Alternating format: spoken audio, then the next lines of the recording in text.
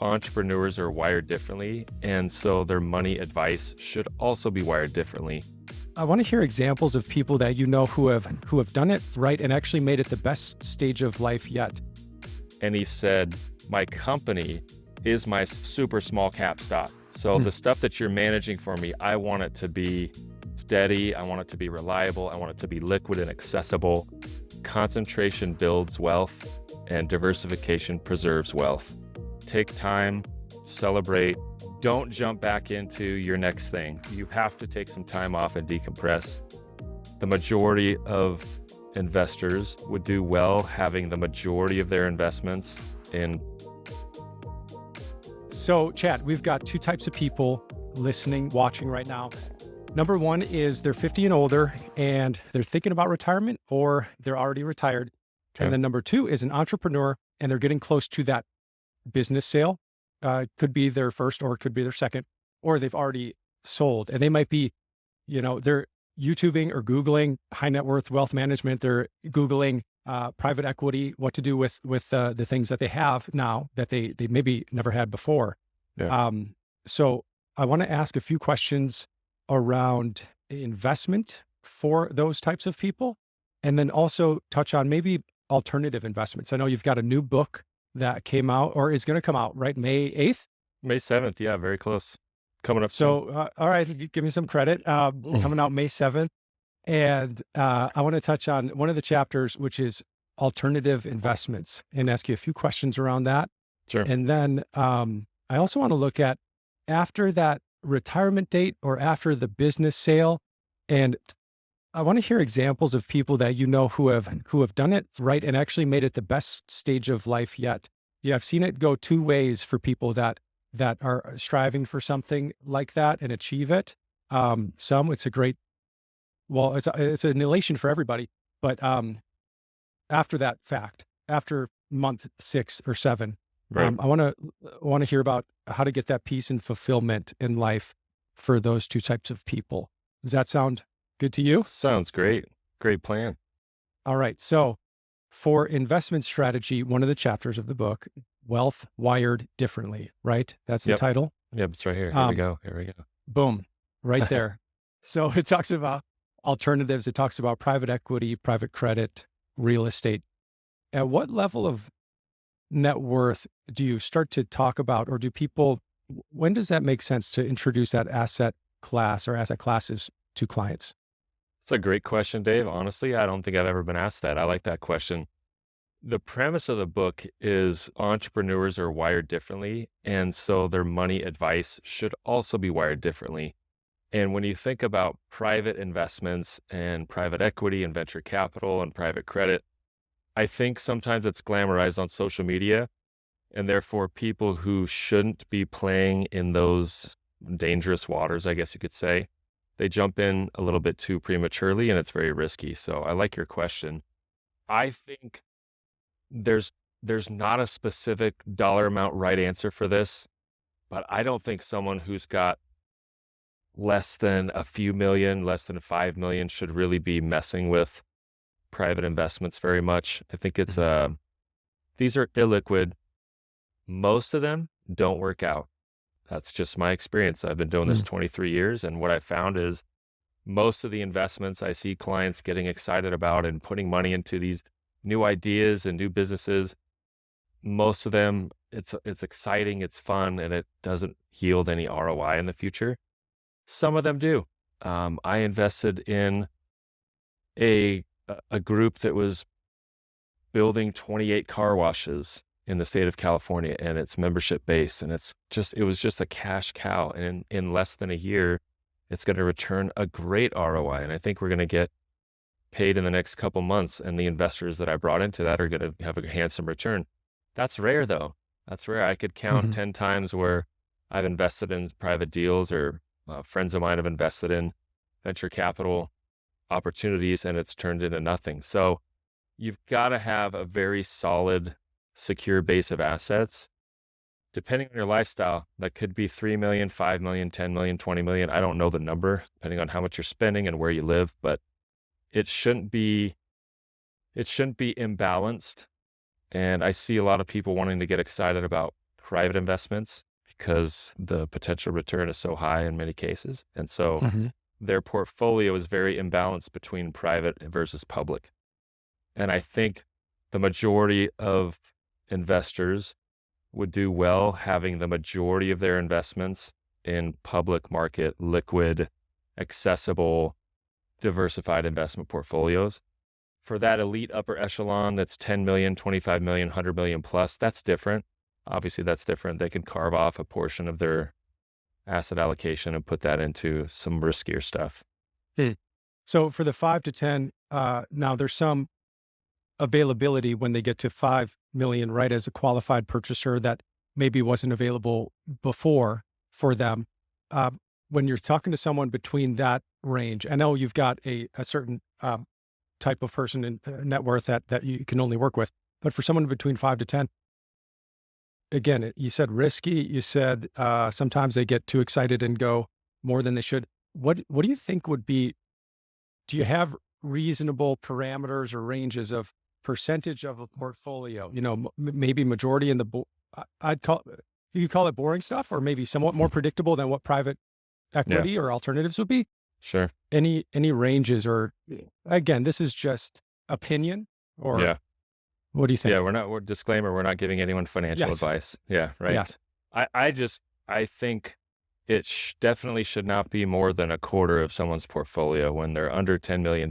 Like it seems too aggressive, and people get excited and say, hey, I met this person and they're starting this business and I want to put $400,000 into it. And that may represent 40% of their liquid assets or 20%. And it just seems too aggressive. Like for that to actually work out, it's not worth the risk. And frankly, what happens is people invest in a lot of these private deals. The general public, when I'm saying people, they invest in these private deals, and 3, 4, 5 years down the road, and they're like, where's my money? Where's my return? I haven't got a distribution. How come it hasn't sold? And how come it hasn't gone IPO yet? And it's like their timelines, they're not used to these long timelines that are required for these private investments to really turn out. So it needs to be money that you're okay not seeing for 10 or 20 years or never. And that's the way you have to look at it. So I think the clients I'm dealing with are in a different space than I would say the majority of investors. But even still, I always want to ask them to really consider the balance of public and liquid versus private and illiquid. That's a very important decision everyone's got to think about. Yeah. Do you have any opinion on it's the way that you're talking about it? It sounds like they are, or you are finding individuals or companies or startups. Do you have any opinion on companies like iCapital or Paz Investments that kind of curate alts or alternatives for clients and have a portfolio within a bucket? Yeah, I don't feel smart enough to answer those kind of detailed questions, Dave. I don't know. I would defer to my own investment committee for those kinds of details on specific. The fund to fund model, in some ways, it has some pros and cons. It could have more diversification. It could spread out the risk of all these different private opportunities. Sometimes it also has very significant fees, and you can't really negotiate any terms with these big funds. So there's give and take. I think with each client situation, we make sure to really look at the terms of the deal, the opportunity, what percentage of their capital should actually be allocated there, and then make the recommendation based on that. I don't go out searching for these kinds of opportunities. They flood me. I get too many. I'm deferring it all because I don't make those decisions. The investment committee does, but we get a lot of people reaching out and saying, here's an opportunity I'd love for you and your team to take a look at. So we've developed a process to evaluate all the things that come at our desk.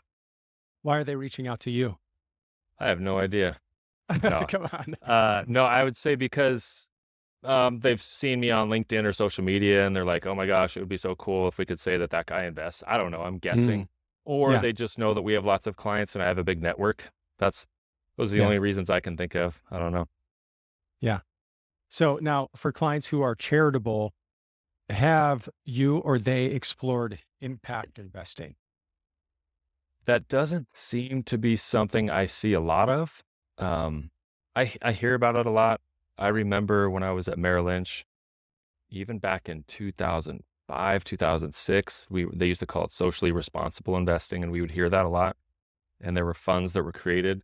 I remember seeing those funds and the performance was so bad that people were like, I want to be socially responsible, but I don't want to lose all my money. So Yeah. I just don't personally have a lot of experience in that space. Yeah. But I know that, there are certain things that some people say, hey, these are particular companies or maybe these types of philosophies I don't want to have my money invested in, but that's deeper in the details than I've ever gotten involved personally. And there's so many terms out there, with whatever it is, socially responsible or impact investing.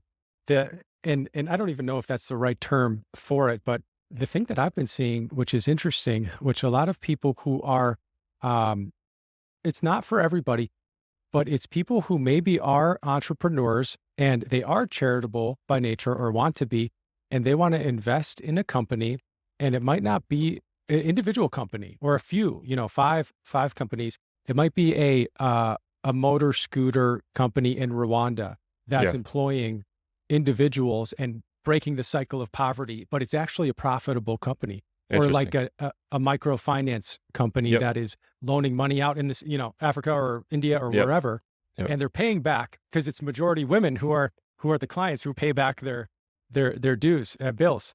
That's been interesting. Again, there's a few clients who explore that. That's a different animal, I guess, something to that's cool. look into. That's basically designing your business around and your investments around a cause or a group of people that, need more support. And I think that's a great idea. I like that. So for entrepreneurs, though, they've got this, one of the things that has made them successful is being able to take big risks, right? And maybe it's a lot of big risks, and one of them is the right one, and it pays off. But I don't know if you'd agree, or, you talk to a lot of entrepreneurs. I've seen many that apply that same risk ability or willingness or just desire to take risk to their investment strategy, and it doesn't always succeed, right? How do you talk to those entrepreneurs about risk in their portfolio and that the trade-off? And again, I'm going to keep it simple and say kind of the boring, and then the high risk things. I always remind our clients that concentration builds wealth and diversification preserves wealth. And if they've built wealth once, and they're that one in many, many millions who've created significant wealth, they've taken a concentrated risk, but they put all their eggs in one basket and it worked out. If you still have that appetite for big risks, that's fine. But we're going to look at a much smaller percentage of what you just accumulated and put it towards that next venture. There are very few Elon Musks who go from one massive risk to the next, to the next, to the next, and they use all of their money on each bet. That's not something that our clients typically even really want to do, even if it's in their DNA. So we helped a company, a client and his partner, they sold their business in 2021 for $800 million. He had acquired the business for maybe $50 million, less than 6 years before that.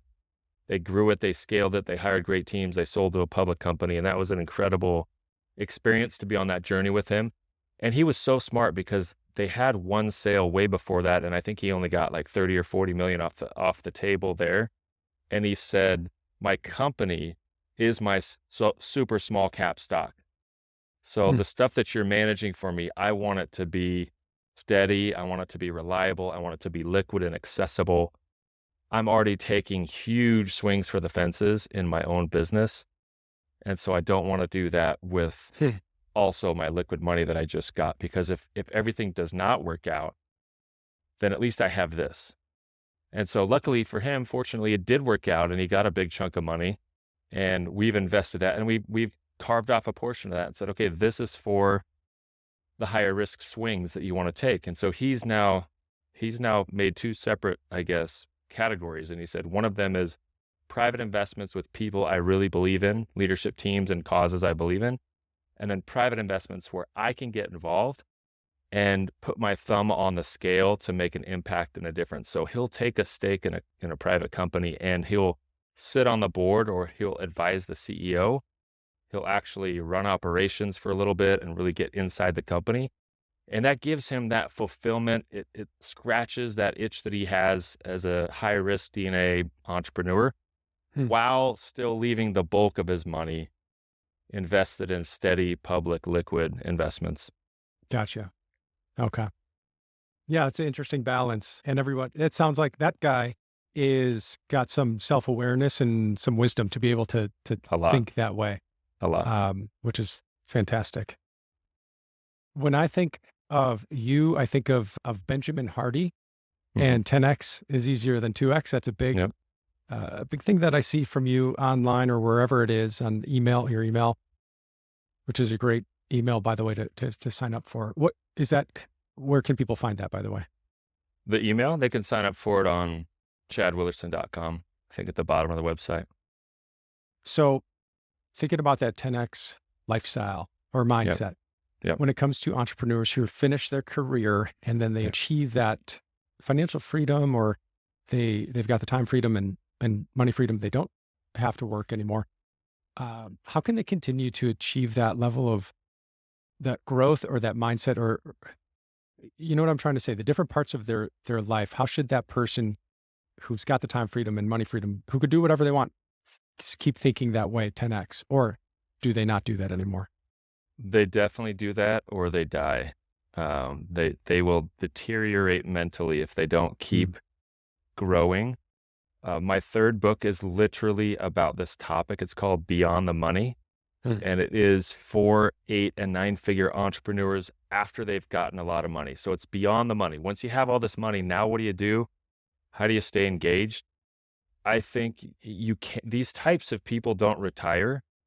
And if they do, they don't retire very well. They really struggle. I've seen them go into health problems suddenly. I've seen them just have issues with family. They have to be creating.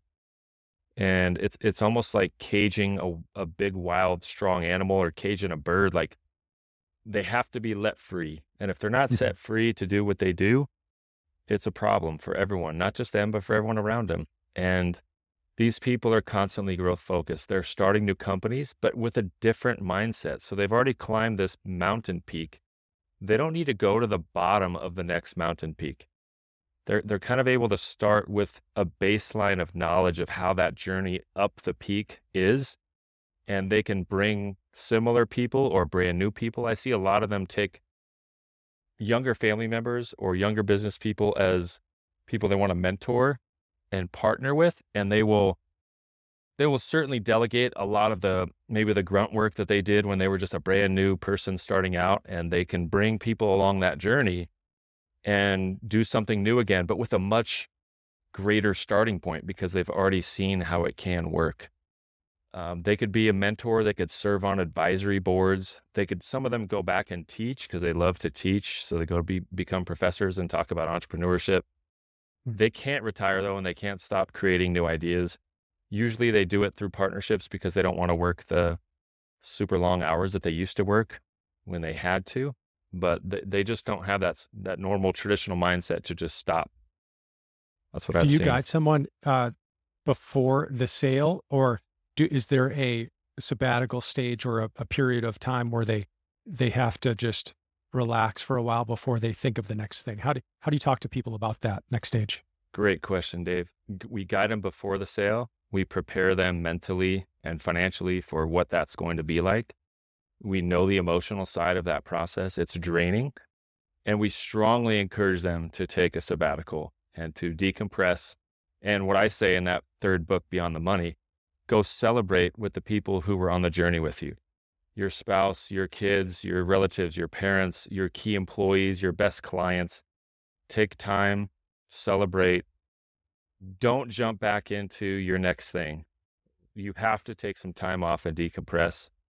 And they really appreciate that. They seem to thank me for giving them permission because they're so type A and they're so used to just, what am I achieving? What am I accomplishing? That me telling them that's a bad idea.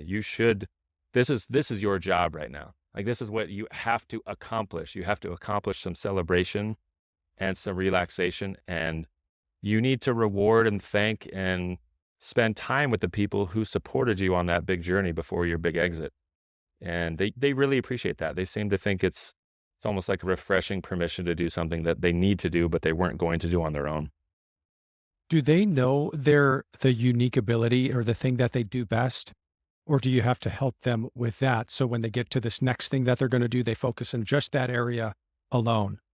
I think some of them who are self-aware have a sense of it. Most of them can't fully see it clearly.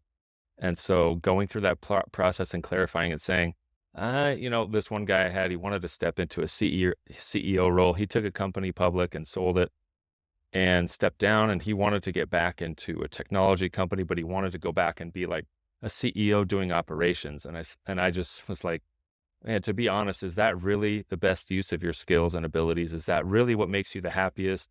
Do you really get energized about thinking about running the inside operations with teams and hiring and all that stuff? And he's like, no, actually, I don't. I actually would prefer to do this. So it does take some of that shared brainstorming. I think that's why it's so important to work with financial people who can be your thought partners, because just saying it out loud and talking through things, you will clarify, what are my gifts? What am I most talented at? What do I want to be doing in my next venture? And what are the boundaries I want to set up? What are some things that I just didn't like and I never want to do again?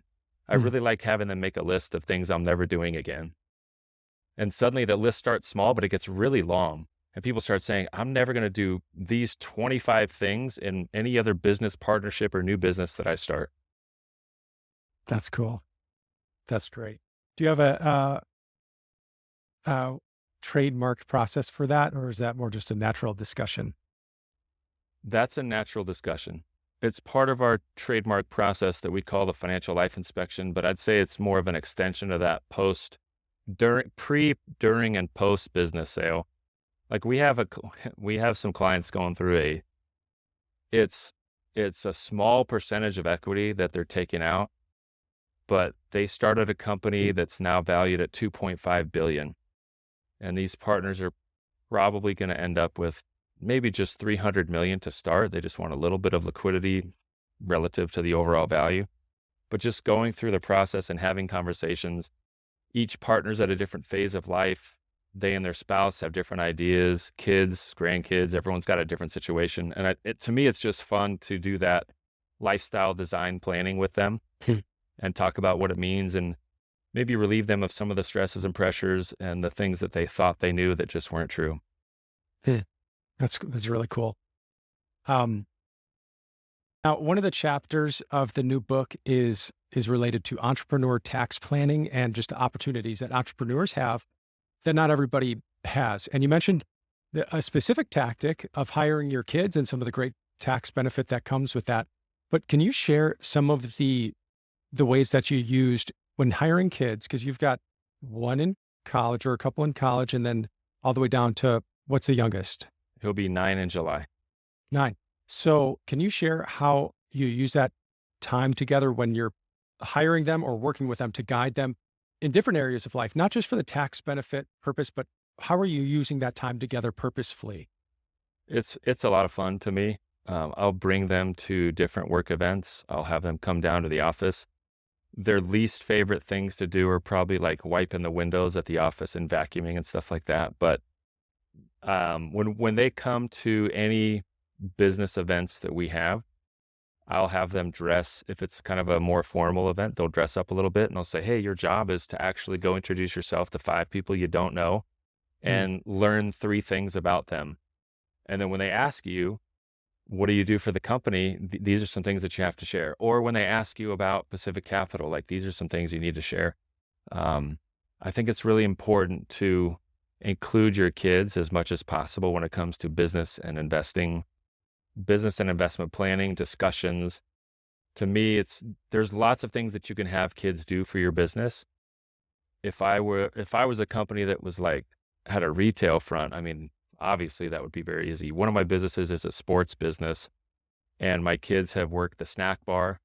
They've worked the front desk where they're taking admissions for people and they're stamping them and taking registrations for camps and things like that. So I've tried to give them experience in a couple of the different businesses just to let them kind of get a taste of what it's like to work in different fields. But I think of course, there's great tax benefits, but there's a lot more than that. I love that. Chad, I know we've got limited time, so I want to be respectful of that. Thanks for sharing some of the things about what you're doing. The new book, Wealth Wired Differently, coming out May 7th. May 7th. Really appreciate it. Thank you. Thank you.